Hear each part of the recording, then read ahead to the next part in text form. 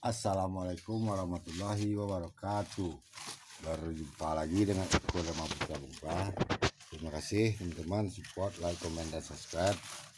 Nah teman-teman, pada kesempatan kali ini teman-teman dengan gading kuning teman-teman ya, saya update nih teman-teman pasca konten 2 bulan lalu tentang pengecilan daun teman-teman ya, ataupun pengkerdilan daun, namun tanpa mesti harus kita mengorbankan pertumbuhan bonsai kelapa ini teman-teman ya, tanpa kita mempertaruhkan nyawa bonsai kelapa ini dan pertumbuhannya ke depan.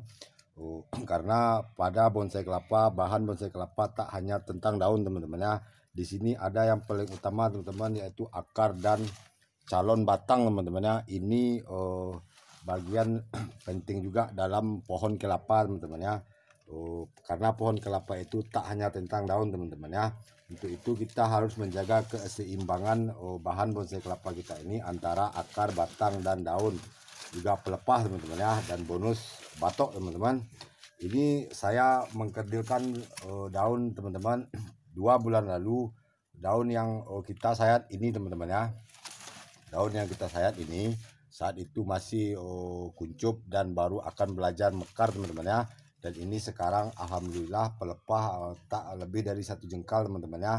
Namun ini belum saya katakan kerdil teman-teman ya, karena ini masih besar teman-teman. Tak sekerdil tunas kelapa umur 1 bulan yang kita sayat teman-teman ya. Ini dia sudah belajar pecah daun, ini kurang lebih berusia 9 bulan, gading kuning teman-teman ya. Jika gading oranye dia lebih cepat teman-teman ya, sedikit lebih lama jika gading kuning ini teman-teman ya. Dan inilah tanpa kita mesti menebasnya teman-teman ya, karena cara mengkecilkan daun dengan cara menebas itu teman-teman, kita sama saja menempuh resiko tinggi teman-teman ya.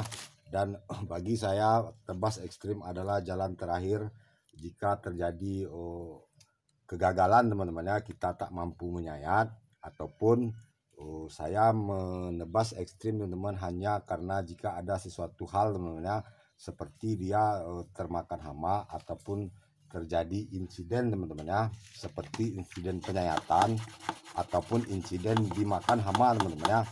Nah, itulah penyebab saya menebas ekstrim teman-teman ya, bukan untuk semata-mata mengkerdilkan daun ataupun ingin cepat mengkerdilkan daun teman-teman ya. Itu sebuah kesalahan teman-teman ya. Justru teman-teman ya, jika kita tebas ekstrim, beruntung jika hidup dia dalam keadaan subur. Jika beruntung hidup, itu 1 bulan belum akan menumbuhkan 1 daun normal teman-teman ya. Daun pertama itu sudah pasti ada sisa potongan teman-teman ya, dan dia akan sulit untuk mekar teman-teman ya. Ini seperti ini teman-teman. Ini saya ada contoh satu teman-teman ya.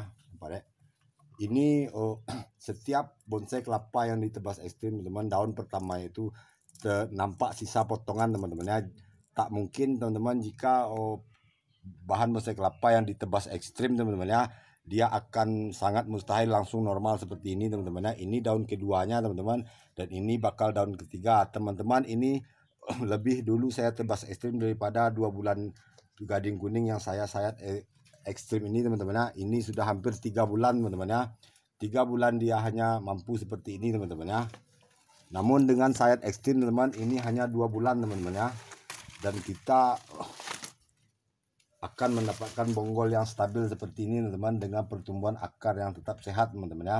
Inilah kelebihannya teman-teman jika kita tebas ekstrim teman-teman seperti ini. Ini otomatis teman-teman ya, ini sudah pasti akan menciut teman-teman ya, bonggol sudah pasti akan menciut dan pertumbuhannya terancam teman-teman. Ini hanya beruntung dalam keadaan subur ditebas teman-teman ya. Jika bonsai kelapa kita dalam keadaan memprihatinkan lalu kita tebas ekstrim, itu 90% mati teman-teman ya. Oke teman-teman, kita lihat ini pelapis ini pasca saya sayat 1 minggu yang lalu teman-teman, kurang lebih. Kita cek teman-teman apakah sudah bisa kita buka pengikatnya teman-teman. Ini salah satu ciri-ciri bonsai kelapa yang menggunakan sayat ekstrim, itu selalu diikat teman-teman ya, jika kita pasca menyayat hingga ke tapaknya teman-teman. Alhamdulillah sudah kuat teman-teman ya. Ini sedikit ada bercak-bercak ini karena abu-abu tapis teman-teman ya. Ini abu-abu tapis, dan ini tapis di atas sudah akan mulai mengering. Ini sepertinya sudah bisa kita sedikit sayat teman-teman ya. agar jika kita ingin lebih mengecilkan lagi atau memendekkan lagi pelepah ini teman-teman ya. Oke teman-teman, tanpa disayat ini teman-teman, ini bisa kita membuang pelapis ini teman-teman ya. Cukup kita urut seperti ini teman-teman, dipegang pangkal pelepah ini teman-teman ya, dirasa-rasakan teman-teman. Nah itu udah bunyi teman, krek katanya. Nah ini tinggal kita merobeknya teman-teman ya. Namun ini belum bisa kita habiskan teman-teman ya, karena daun ini baru akan muncul teman-teman, dia baru akan mekar. Kita sisakan segini teman-teman untuk menjaga pelepah agar masih bisa bertumbuh dan daun akan segera mekar teman-teman ya. Ini daun kedua teman-teman ya, ini daun kedua. Ini daun pertama 2 bulan lalu teman-teman ya, sudah memekarkan 1 daun dengan pelepah pendek, dan 1 pucuk terbarunya teman-teman akan segera mekar teman-teman ya. Ini baru 2 bulan teman-teman ya. Dan ini sepertinya jika kita ingin teman-teman, ini sudah bisa kita buang pelepah-pelepah yang penjaga bonggol dan kesuburan ini teman-teman. Ini sudah bisa kita buang sebenarnya, namun saya masih akan membiarkannya minimal sampai ini mekar teman-teman ya. 1 daun lagi, ini sudah ada 2 pelepah pendek dan 1 bakal tunas pelepah yang pendeknya akan keluar teman-teman. Dan kita nantikan saat bulan ketiga ini insya Allah akan kita pruning teman-teman ya. Namun ini sedikit kita rapikan teman-teman, agar ini sedikit lebih mekar maksimal teman-teman ya. Nah ini teman-teman, jadi teman-teman ya, jika kita melakukan pengkerdingan daun dengan cara tebas ekstrim, itu adalah trik pebonsai yang sangat senior teman-teman ya. Itu adalah pebonsai yang sangat mahir, dan karena dia memiliki banyak bahan bonsai kelapa, jadi jika ditebas 10 ada harapan hidup 1 yang masih tersisa bahannya yang masih banyak teman-teman. Intinya jika kita melakukan tebas ekstrim, kita harus menyediakan persediaan banyak bahan bonsai kelapa teman-teman ya. Dan jika kita melakukan tebas ekstrim teman-teman ya, teman-teman bisa lihat hasil tebas ekstrim teman-teman jarang yang berumur panjang teman-teman ya. Salah satu penyebab dunia bonsai kelapa hanya berputar seputar bonsai tunas kelapa teman-teman ya. Dunia bonsai kelapa kita hanya dihiasi oleh tunas kelapa teman-teman ya, belum dia pecah daun, belum berbatang, lalu sudah mati teman-teman ya. Itulah penyebabnya teman-teman ya, istilahnya sang senior spesialis tunas kelapa teman-teman ya, karena pertama sayat mawar dan tebas ekstrim teman-teman ya, ditambah lagi dengan media air teman-teman. Itulah penyebabnya dunia bonsai kelapa hanya berkutat seputaran tunas kelapa teman-teman ya. Kita lanjutkan pada bahan yang satunya teman-teman. Ini nanti kita pruning teman-teman ya. Nah inilah yang saya tebas ekstrim teman-teman ya. Namun saat penebasan tak saya buatkan konten karena ini dalam keadaan yang memprihatinkan teman-teman ya. Lihat ini pangkal-pangkal ini banyak menghitam karena digerogoti hama teman-teman ya. Dan ini pelepah yang terakhir yang saya pruning teman-teman ya, yang saya tebas. Dan ini sudah bisa sepertinya. Jika kita ingin lebih pendek teman-teman, kita buang saja pelapis ini teman-teman ya.